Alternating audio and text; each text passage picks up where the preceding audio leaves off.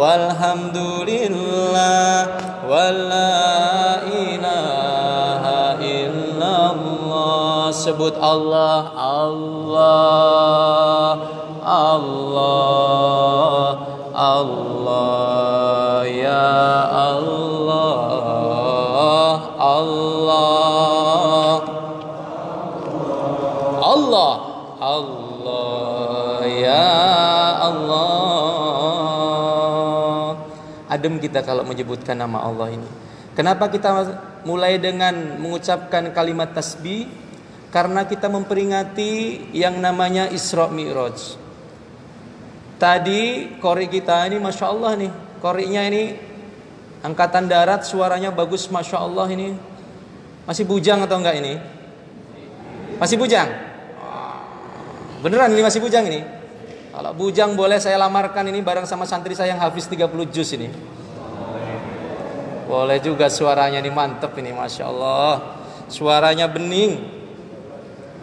Ini kalau mencari anggota TNI yang model seperti ini keren ya. Bukan hanya keren dunia, sampai di akhirat nih dibangga-banggakan. Nah, maka anak-anaknya diajarkan untuk baca Quran insya Allah ya, bapak-bapak ibu sekalian ya. Nah, ini Masya Allah nih Pak Danrem bangga betul. Ada anggotanya yang bisa suaranya selembut ini. Dan nada, kalau orang yang mengerti bahasa Al-Quran, lagu Al-Quran, bayati dalam Al-Quran, ini bayatinya modern, ya, kiroahnya modern, ya. Jadi ditaruh dimanapun tempat menyenangkan, lagunya menyenangkan. Dan titik pola seperti ini, lagu model seperti ini, ya, iramanya ini mau ditaruh depan orang yang sedang hajatan enak. Orang sedang Isra Mi'raj enak, orang sedang hitanan enak, orang meninggal dunia baca ini juga enak. Apalagi pengantin baru, tambah enak ini dengar kayak gini. Masya Allah ya. Mudah-mudahan ini sehat selalu ini saudaraku yang membacakan Al-Quran surat Al-Isra 1 sampai dengan 3 tadi, mudah-mudahan sehat berkah selalu. Dan pastinya kita juga yang mendengarkan pasti dapat itu cipratan pahalanya. Ya, karena orang yang mendengarkan Al-Quran ini sejuk, tenang hatinya. Kenapa? Karena ini kalimat-kalimatnya Allah. Jadi nggak sembarangan terlontar dari lisan siapa, tidak ada daun jatuh ke bumi kecuali dijatuhkan sama Allah. Tidaklah terdengar di telinga-telinga kita, memang sudah tertulis di Lauhul Mahfuz untuk didengarkan sama kita. Maka ketika kita melihatnya sebagai tadabbur kepada kita, Masya Allah, tadi sudah dibacakan juga sama syari tilawahnya. Nah, maka pertama kali di situ diucapkan Subhanalladzi. Yuk kita coba pahami sedikit. Saya coba singkat, saya coba padat supaya dapatnya semuanya. Ya Allah, mohon maaf, izin ya Allah, ya, lisan yang penuh dengan dosa ini ingin menceritakan kisah yang begitu suci dari Engkau. Allah menceritakan di dalam Al-Quran yang Allah langsung bersumpah di depannya, ya kan, menggunakan kalimat sumpah dan pujian. Pertamanya Allah langsung memuji dirinya. Subhanalladzi, maha suci Allah. Bayang gak? Namanya maha suci, suci tidak kotor, suci tidak ada noda. Maka berarti di dalam dari cerita tersebut isinya mengandung kebenaran, tidak ada dusta sama sekali. Ini poin pokoknya. Kenapa? Tadi Pak Komandan sudah sampaikan, sampai dengan detik ini masih banyak juga yang tidak percaya Rasul itu pernah naik ke atas langit ke Sidratul Muntaha. Kenapa? Karena memang sesuatu yang tidak masuk di akal kita begitu tingginya, maka Allah sudah mengantisipasi semuanya dengan cara memuji dirinya terlebih dahulu. Subhanalladzi asra bi 'abdihi lailam minal masjidil haram minal masjidil aqsa. Maha suci Allah. Masya Allah, namanya Allah sudah mengatakan dirinya suci, ini kayak mana coba? Kita sendiri aja ngomong diri kita suci, banyak dosanya. Tapi kalau Allah yang maha suci mengatakan maha suci Allah, berarti cerita ini betul-betul suci. Tidak ada yang namanya keraguan. Seperti Al-Baqarah ayat pertama, kedua disampaikan, Alif Lam Mim, dzalikal kitabul la raiba fi hudal lil muttaqin. Alif Lam Mim, inilah kitab yang tidak ada keraguan di dalamnya. Kebayang, Allah langsung bersumpah di dalamnya. Berarti Al-Quran satu blok Mushaf Utsman itu tidak ada keraguan dalamnya. Maka dalam Al-Isra Allah puji dirinya lagi. Segala puji bagi Allah, Maha suci Allah yang telah memperjalankan hambanya. Di sini kita mau coba terangkan sedikit kenapa Rasulullah ini bisa satu malam tadi disampaikan, ya, turun lagi ke bumi dalam keadaan badannya utuh dan sudah menghadap ke Allah Subhanahu wa taala. Ini pasti sudah diulang-ulang. Saya ingin menggarisbawahi bahwa kisah Isra Mi'raj ini adalah Nabi Muhammad subhanalladzi asra bi 'abdihi, yang telah memperjalankan abdihi, hambanya. Jadi Rasulullah ini bukan berjalan sendiri, diperjalankan. Namanya diperjalankan, nurut sama yang menjalankan. Apalagi mau menjadi tamunya Allah. Ustadz mau jadi tamunya Pak Danrem saja, mau menjadi tamu Korem sini saja, Masya Allah, disambut, ditelepon. Di mana Ustadz? Dijaga. Masuk dikawal, masuk ke sini dijaga sama tentara-tentara. Kenapa? Tamunya Danrem. Apalagi menjadi tamunya Allah. Apalagi yang mengutus, yang memperjalankan langsung Allah. Pasti dijaga. Kalau secara akal manusia nggak bakalan sampai. Maka di situ ada kalimat Maha suci Allah yang telah memperjalankan hambanya pada satu malam dari Masjidil Haram ke Masjidil Aqsa Palestina, yang kami berkahi di sekelilingnya. Berkah malam itu. Dikatakan di kalimat akhirnya, sesungguhnya Allah Maha mengetahui, Maha melihat, Maha mendengar. Allah ini luar biasa mahanya. Maka coba gini, saya mau buat sebuah filosofi, gambaran supaya kita ini paham. Kok bisa ya? Sementara sekarang ini kalau kita mau berangkat ke Jakarta saja butuh waktu panjang. Naik pesawat belum kita boardingnya lama sekali. Tapi ini satu malam turun lagi kok bisa? Metodenya, cara penelitiannya, karena saya akademisi jadi saya akan coba kupas dengan bahasa yang lebih simpel.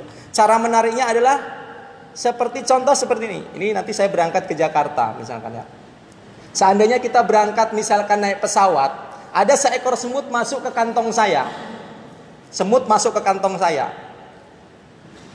Gak sadar dia ini, tiba-tiba saya berangkat ke Jakarta naik pesawat.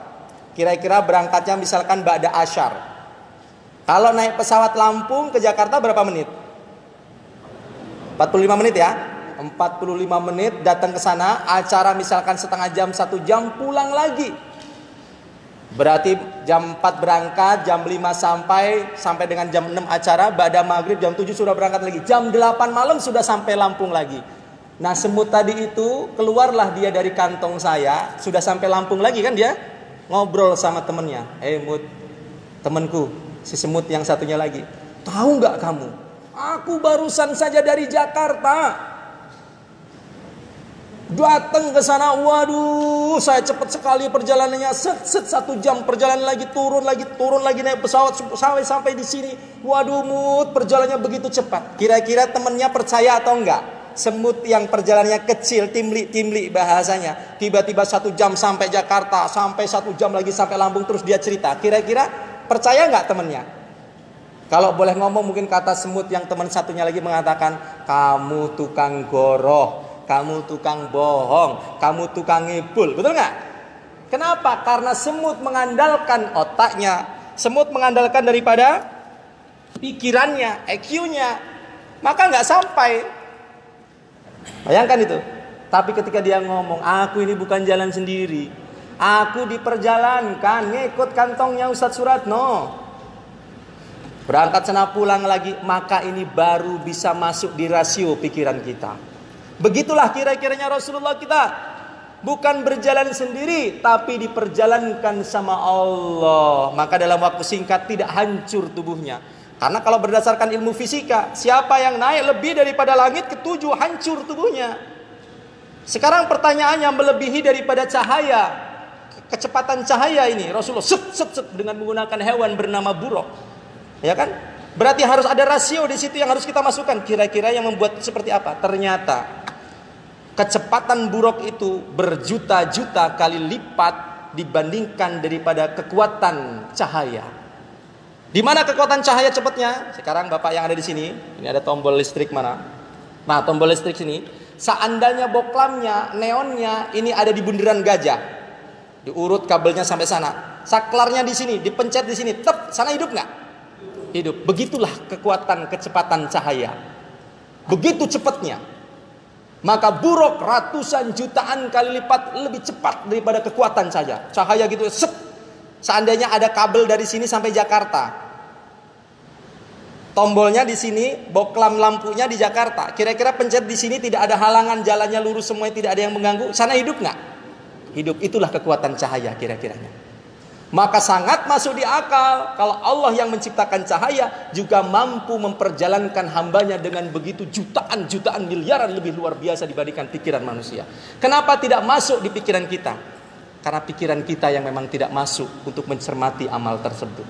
Begitu besar, maka Allah bersumpah, Maha suci Allah yang gak pernah berbohong, tidak pernah berdusta Allah itu. Maka kita coba ambil ibrah pelajarannya, bapak-bapak sekalian, ibu-ibu sekalian, tuan-tuan sekalian. Ini para anggota yang begitu luar biasa, bapak komandan semuanya. Apa hikmah dari ibrah pelajaran Isra Mi'raj ini yang perlu kita ambil? Sudah 5 kali, 10 kali, puluhan kali mungkin kita ganti-ganti masjid mendengarkan ini bayan cerita tentang Isra Mi'raj. Tapi kita harus mengambil intisari dari ini apa? Ternyata berdasarkan kisah yang ada di dalamnya, kita faham semuanya. Rasulullah ini menerima wahyu berupa sholat. Hanya sholat, bapak-bapak sekalian. Yang Rasulullah ini langsung diajak naik ke Sidratul Muntaha, ngadep Allah langsung. Kalau yang lain lewat Al-Quran, lewat Jibril. Tapi sholat Rasul langsung diajak naik ke atas, menghadap secara langsung. Artinya apa? Sholat ini super duper istimewa. Yang kita paham yang tadinya 50 waktu, diskon sampai dengan 5 waktu. Di langit pertama ketemu Nabi Adam. Di tengah Nabi Adam itu beliau melihat ada bayangannya Nabi Adam, kanan kirinya itu kok ada bayangan putih begitu. Maka bertanya Nabi Muhammad, "Hai Jibril, itu bayangan putih banyak banget samping Nabi Adam itu siapa?" "Wahai Nabi Muhammad yang mulia kekasihku, sesungguhnya itu adalah umatmu yang nanti akan masuk ke dalam surga." Banyak pak bayangan putih itu rupanya masuk surga. Mudah-mudahan bayangan itu salah satunya kita ya bapak-bapak ya. Amin ya rabbal alamin. Tapi sebelah kirinya, Masya Allah ini, Rasulullah melihat kok banyak bayangan hitam. Siapa itu wahai Jibril? "Wahai Muhammad, sesungguhnya itu adalah bayangan-bayangan dari banyaknya umatmu nanti yang juga akan masuk ke dalam neraka." Masya Allah, Rasulullah bergetar, hatinya sedih Rasulullah. Kok bisa banyak seperti ini umatku yang masuk neraka? Ini mohon maaf itu. Begitu diteliti lagi kok bayangannya kok ada yang berbeda. Dan bayangnya ini paling banyak dikatakan, ini bayangan seperti apa? Ya Rasulullah, bayangan yang paling banyak hitam itu ternyata Bapak Ibu, ibu-ibu ini khususnya, ternyata isinya kebanyakan adalah wanita. Bayangan itu isinya wanita. Itu menandakan yang bakal masuk banyak ke dalam neraka ini adalah wanita. Pertanyaannya, kenapa ini Jibril kok banyak wong wadon sing mlebu ke dalam neraka? Anissa masuk ke dalam neraka. Apakah dia tidak sholat, tidak zakat, tidak puasa, tidak naik haji? Atau dia berzina atau bagaimana ini kok bisa seperti itu? Ya, Jibril, bukan begitu. Mereka sholat iya, zakat iya, puasa juga iya. Tapi satu kelemahan wanita ini, dia tidak pandai bersyukur terhadap pemberian suaminya. Ini Bu, mumpung masih di awal ini masih anget-anget, belajar bersyukur dengan kondisi apapun suaminya. Pangkatnya rendah, pangkatnya tinggi, bersyukur. Karena pangkat itu cuma titipan, jabatan saja, amanah sementara. Bergantian amanah itu, nggak lama. Ya kan? Maka apapun jabatan kita, yang membuat kita bahagia ini nilai syukur kita. Yang membuat kita sengsara saat ini, hidup kita sengsara. Pangkat sudah tinggi apapun itu kok kita masih rasanya kok masih belum bahagia. Salah satunya adalah kurang bersyukur dan terlalu tinggi pola hidup kita. Gaya hidup kita terlalu tinggi, maka kita terlalu yang namanya rasanya kurang enak di hati. Maka yang perlu kita tambahkan adalah nilai syukur. Nah, ini yang berikutnya. Bapak-bapak juga sama ibu-ibunya, saya berharap yang lembut hatinya. Walaupun tentara, ya saya juga terlahir, ayah saya yang pertama ini juga tentara juga. Jadi saya punya darah itu juga seperti itu ya. Seorang tentara ini sama seperti Rasulullah sampaikan. Seorang laki-laki yang baik adalah dia yang paling baik, paling lembut terhadap anggota keluarganya. Dan yang paling lembut juga terhadap perempuan yang ada di dalamnya. Siapa? Istrinya. Maka kalau mau banyak rezekinya, baik-baik terhadap istri. Ya bapak-bapak ya. Supaya apa? Barokah rezekinya. Karena istri kita ini, kalau dia berdoa makbul. Makanya ulama sampaikan juga, jaga 2 permaisuri dalam rumahmu. 1 ibumu, 2 istrimu. Kalau 2 permaisuri ini kita lakukan seperti ratu, maka kita akan mendapatkan rezekinya raja. Ini pernah saya ulang juga ya di sini waktu saya peringatan apa waktu itu, doa bersama apa Hud Korem kalau nggak salah ya, pernah juga waktu itu ya. Oh wisuda ya, ya juga pernah saya sampaikan ini ya. Maka jaga 2 ratu ini, 2 bidadari dalam rumah, ibu dan istri. Siapa memperlakukannya seperti ratu, maka dia akan mendapatkan rezekinya raja. Tapi siapa memperlakukan ibu dan istrinya seperti pembantu, maka dia akan mendapatkan rezekinya babu. Ini dijaga betul-betul ini Pak ya. Yang berikutnya Pak, ini perintah daripada Rasulullah tentang masalah sholat ini, jaga sholat. Yuk kita para tentara ini supaya bermental tangguh tadi, ada akhlak kebaikan di dalamnya, jaga sholat Pak. Tadi sudah sampaikan sama Pak Komandan, bukan orang yang paling bersih yang terbebas dari corona, bukan pejabat yang paling tinggi yang terhindar daripada corona. Hah? Bukan pejabat yang selalu menjaga kebersihan, orang-orang yang menjaga kebersihan, bagian-bagian kesehatan yang paling pintar menjaga kesehatan terbebas daripada corona. Bukan. Allah cuma kepingin memperlihatkan saat ini bahwasanya kita ini makhluk yang lemah. Makhluk yang lemah. Teknologi yang begitu tinggi, mengalahkan apapun bisa, tempur lewat tank pun sanggup. Tapi Allah kepingin memperlihatkan bahwa kita ini lemah. Dengan makhluk yang kecil tak tampak dengan mata pun kita sampai kelimpungan seluruh dunia. Ini menunjukkan bahwa kita ini sangat lemah. Maka jaga sholat kita tuan-tuan sekalian. Jagalah sholatmu, maka Allah akan jaga dirimu. Perbaiki sholatmu, maka Allah akan perbaiki dirimu. Ini penting.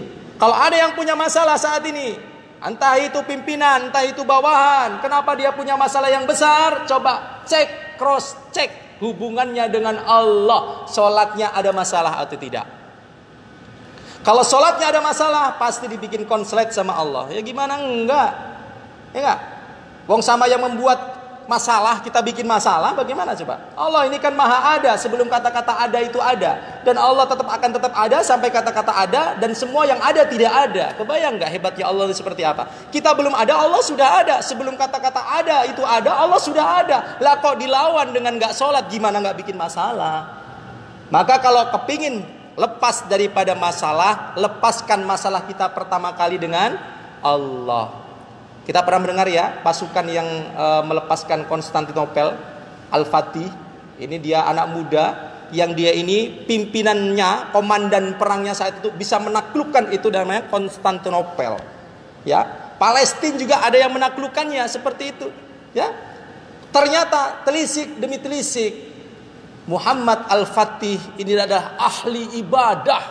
Ya dikatakan kenapa pasukannya sedikit tapi memenangkan pertempuran yang begitu hebat dan dahsyat dan tentara-tentara yang begitu hebat pada saat itu. Ternyata kuncinya satu, dia begitu akrab dengan penciptanya Allah Subhanahu wa taala. Dalam sebuah studi riset sampaikan bahwa hampir separuh lebih dari pasukannya Al-Fatih ini adalah orang-orang yang ahli sholat, ahli tahajud. Maka Allah kasih pertolongan. Maka siapapun yang ahli sholat seperti umatnya Nabi Musa. Umat Nabi Musa ini hidupnya karena sudah taat waktu itu. Maka umat Nabi Musa ini karena rajin sholat, sujudnya ini sampai cekung, itu yang namanya tempat sujudnya. Kalau zikir sampai ngangkat badannya, saking solihnya umat Nabi Musa. Maka Allah janjikan siapa yang taat ibadah kepada Allah, aku jamin rezekinya. Waktu itu umatnya Nabi Musa fokus ibadah, gak sempat bekerja. Maka Allah janjikan, Allah turunkan setiap kali makan, lapar mereka, ya Allah lapar ya Allah. Allah turunkan Al-Baqarah, boleh buka, manna wa salwa. Allah turunkan dari langit-langit makanan surga. Berupa apa? Mana, burung-burungan yang sudah digoreng, dibakar-bakar begitu lezat. Salwa, mana wa salwa, minum-minuman. Mana, salwa, burung-burung. Bentuknya minuman manis-manis seperti madu. Dan salwa, hewan-hewan yang sudah dipanggang begitu lezat. Kebayang Pak? Setiap kali bayi yang lahir pada zaman Nabi Musa itu sudah menggunakan baju. Wah, aneh ya. Bayang ya. Kalau dia nanti besarnya jadi tentara, sudah pakai baju tentara dia. Bayang Pak, setiap kali lahir bayi pakai baju. Umur 5 tahun bajunya membesar, umur 10 tahun membesar, wayanya dia menikah bajunya berubah. Ajaib. Ya, kenapa bisa seperti itu? Karena taat kepada Allah. Oh ya Ustadz menghibur saja. Adakah buktinya? Ada. Allah ciptakan bukti yang sampai dengan sekarang bisa kita lihat supaya sebagai ibroh pelajaran buat kita. Apa? Hewan-hewan pada Nabi Musa tidak diwafatkan, keturunannya masih sampai dengan sekarang dan bisa kita tengok. Apa itu? Satu, kura-kura. Kura-kura itu begitu lahir punya cangkang belakangnya itu Kak.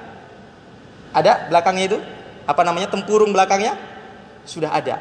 Kecil dia, nanti umur sebulan, 2 bulan, setahun, 2 tahun, membesar itu cangkangnya. Ini hewan-hewan yang diturunkan dulu pada zaman Nabi Musa. Ada lagi keong. Keong itu lahir, keong mas, keong apa, siput, apapun itu lahir dengan menggunakan cangkangnya kecil, keras itu batu. Tapi Allah Maha berkehendak untuk membuktikan umat akhir zaman. Allah tubuhkan 1 hari, 2 hari, itu kerak keong yang begitu keras tadi itu ikut membesar rumahnya keong itu. Kenapa? Karena Allah Maha berkuasa untuk menunjukkan kita. Itulah zaman dahulu. Ketika taat, Allah pun ikut tumbuhkan bajunya sesuai dengan kebutuhannya. La ilaha illallah. Maka mulai dari sekarang Bapak Ibu sekalian, singkat cerita, jaga sholat kita. Yang sudah umur 50, sudah mulai umur 60, sudah mulai mau pensiun, semuanya yang sudah mau pensiun, jaga sholatnya. Kenapa Madinah itu hidupnya barokah? Karena hari-hari mereka, kerja mereka hanya menunggu waktu azan, istiqomah, sholat tepat waktu. Begitu azan kumandang, tinggalin itu. Siapa yang pernah ke Mekah, Madinah pasti melihat itu. Dagangan kayak manapun ditutup, tinggal saja. Nggak takut itu diambil sama orang. Allah berikan sifat aman di situ. Maka tugas seorang yang hidup di bumi ini untuk taat kepada Allah. Ketika azan berkumandang, langsunglah lari ke masjid, sholat berjamaah. Ya. Siapa yang melakukan ini istiqomah, sebesar apapun masalahnya, nanti Allah yang akan menolong itu. Kenapa kita banyak masalah saat ini? Karena pada saat kita sholat, pikiran kita hanyalah dunia. Jadi kalau Mekah Madinah itu menunggu waktu sholat, pekerjaan mereka menunggu waktu sholat, sementara kita kerjanya untuk menunggu waktu sholat. Kalau kita sholatnya terkadang masih menunggu waktu kerja. Ini kebalikannya. Mekah Madinah kerja nunggu waktu sholat, azan kumandang tinggalin. Tapi kalau kita sedang sholat, kerjaan datang, sholatnya bisa ditinggalin. Inilah kita. Masya Allah. Maka kita mulai coba rubah, teman-teman sekalian. Yang sudah mulai ada usia-usia, ayolah kita kembali kepada Allah. Sholat ini kuncinya ibadah. Di dalamnya kita senang loh. Saya ketemu Pak Komandan yang baik hati saja saya senang. Sudah ada persiapan ini. Saya sudah bilang sama istri saya, Bunda, ini cara menghargai istri Pak ya. Nanti mudah-mudahan bisa dicontoh juga di sedikit. Bunda, ayah kepingin nanti ketemu Pak Komandan Korem ini pakai baju yang putih. Pagi tadi karena Ustadz dari kantor dulu, dari kampus langsung ke sini, tadi gantinya sudah di kampus ke sini. Masya Allah, ini bagaimana cara memuliakan istri ini harus belajar Pak ya. Jangan pernah menghardik dan menghakimi istri. Rupanya saya bilang pagi tadi minta baju yang putih, istri menyediakannya baju yang hitam. Waduh Bun, ayah kepingin pakai baju yang putih seperti itu. Oh ya pakai yang hitam saja. Boleh nggak ayah hari ini minta pakai baju yang putih karena ayah panas sekali kondisinya. Ya sudah pakai yang baju yang putih, disiapkan sama beliau. Tidak ganti di rumah, gantinya di kantor perjalanan ke sini. Masya Allah, rupanya memang Allah sudah berkehendak. Tadi saya sampaikan, tidak ada daun jatuh ke bumi kecuali jatuhkan sama Allah. Namanya Ustadz mau bertemu dengan yang namanya Komandan Korem dan pejuang-pejuang Indonesia yang yang luar biasa ini, memakai baju yang loreng. Masya Allah, Allah ini maha adil. Allah kasih baju putih Ustadz ini, pulang dari laundry Ustadz pakai, ceng. Rupanya baju Ustadz loreng tuh, bekas di laundry, masih ada sisanya. Saya caci istri saya begitu? Tidak. Nah, ini loreng Pak, maka saya tutup dengan ini. Bekas laundryan, mungkin bekas semprotannya atau gimana gitu, terlalu tebal ya. Nggak mungkin lagi saya pulang lagi, habis waktu saya. Datang ke sini saya sudah waktu zuhur tiba ya. Nah, ini beliau jadi asbab kita juga ini, Pak Bintal kita ini. Mudah-mudahan sehat selalu Pak Pur. Nih, beliau menyambungkan kita di asbabnya. Insya Allah sehat selalu beserta keluarga ya Pak Pur ya. Yang berikutnya, yuk belajar menghargai istri. Saya nggak minta ganti dan saya tidak caci maki. Bunda, nih saya video call, kok ada putih-putihnya, ada ininya. Oh maafin ya. Tapi saya tidak mengatakan apa-apa. Ini adalah cara Allah supaya sekufu dengan tentara-tentara Korem, supaya loreng juga jubah saya ini. La ilaha illallah. Jadi istri, ayah mah pinter aja jawabnya. Padahal saya, kenapa baju saya loreng-loreng? Mungkin ada yang ini noda apa? Tapi itulah hakikatnya, bahwa ketika kita menghargai istri, istri juga senang. Nanti pasti ketika saya pulang pasti dimasakinya lebih enak, itu servisnya juga lebih mantap. Begitu ya. Jadi hargai istri supaya hidup kita barokah. Hargai Allah biar hidup kita ini barokah. Hargai ibumu supaya hidup kita barokah. Siapa yang sampai sekarang pernah membuat nangis ibunya, hati-hati susah hidupnya seumur hidup. Maka mumpung waktu masih panjang, usianya misalkan orang tua masih hidup, datangi ke rumahnya, ambil barokahnya, pegang tangannya, taruh di atas kepala. Mah, tolong ikhlaskan air susu yang pernah saya minum. Sehebat apapun tentara, kalau tidak taat kepada ibunya, hina dia di dunia. Maka datangi mumpung ibunya yang masih ada, pegang tangannya, bilang, Ma, Simbo, ibu, tolong ikhlaskan air susu yang pernah saya minum menjadi darah dan daging untuk saya. Kalau ibu kita mengatakan, nah ibu ridho dengan air susu yang pernah kamu minum, insya Allah hidup kita akan barokah, mulia diangkat derajat kita. Tapi kalau ibu kita masih ngomel-ngomel, makanya kamu jadi anak, mentang-mentang kamu tentara seperti ini ya. Dengarkan itu sampai ibu kita lega sambil pijitin tangannya. Ya mak, saya salah, minta maaf. Ketika ibu kita sudah mengatakan, ya nak, berat ibu maafin kamu, tapi kamu anak saya, tetap ibu akan maafkan. Insya Allah itu menjadi asbab bapak dimudahkan segala urusannya. Bagaimana yang sudah meninggal dunia? Datangi makamnya. Kan kalau orang Jawa, orang Lampung ini kan banyak ada tradisi nyekar ya sebelum Ramadan ini ya. Datengin, bilang, buat akad di situ. Ya Allah, tolong ampuni ibu aku. Ma, tolong ikhlaskan air susu yang pernah aku minum menjadi darah dan daging saat ini. Ya, kita tak mampu lagi mendengarkan jawaban orang tua kita, tapi Allah Maha tahu itu keikhlasan kita meminta maaf itu seperti apa. Maka jaga sholat kita. Jangan tunggu nanti-nanti untuk tobat, takut keburu mati. Jangan tunggu kapan-kapan, takut keburu dikafani. Jangan menunggu kaya baru bersedekah, tapi teruslah bersedekah sampai kita kaya. Jangan menunggu solih baru berdakwah, tapi teruslah berdakwah sampai kita solih. Ini prinsip kehidupan. Maka kalau kita sudah usia kayak gini, hati-hati makan, jangan sampai kesedak.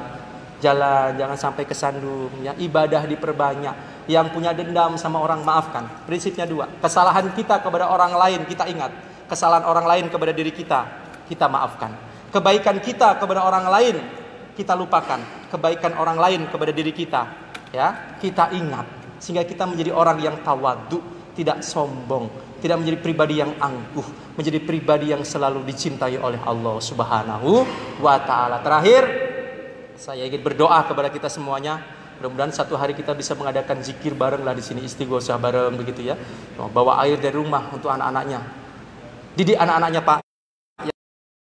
Karena kita kan karyawan tidak semuanya muslim ya, khusus yang muslim lah. Didik anaknya untuk ngafal Quran, Pak. Kita sudah nggak bisa ngafal Quran, maka kita didik anak cucu kita ngafal Quran. Siapa yang punya anak satu saja bisa menghafal Quran, maka Allah akan jadikan anak ini menjadi penyelamat orang tuanya yang sudah wajib masuk neraka dari 10 anggota keluarganya. Sudah wajib masuk neraka, diangkat 10 orang itu. Bayang? Maka didik anak-anak sekarang kalau ada yang lulus SMA misalkan, hafal Quran, TNI menerima, mudah ya Pak Dandem ya.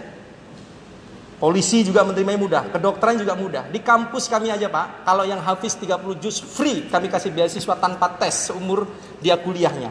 Di kampus kami Dharma Jaya, free. Minimal 5 juz boleh, daftarkan, temuin saya, nanti saya coba rekomendasikan, kita coba tes seleksi. Kalau ada anaknya, cucunya, tetangganya, saudaranya hafal minimal 5 juz, datang ke kampus kami IBI Dharma Jaya. Insya Allah kami berikan beasiswa gratis sampai dengan selesai. Makannya ditanggung, penginapannya ditanggung. Itu kalau orang belajar dengan Al-Quran, ya kan?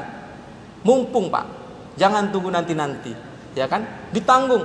Uang kita kalau berteman itu kulit dengan ibu-ibu, kulit kambing berteman dengan ibu-ibu, jadi kikil itu, ya kan?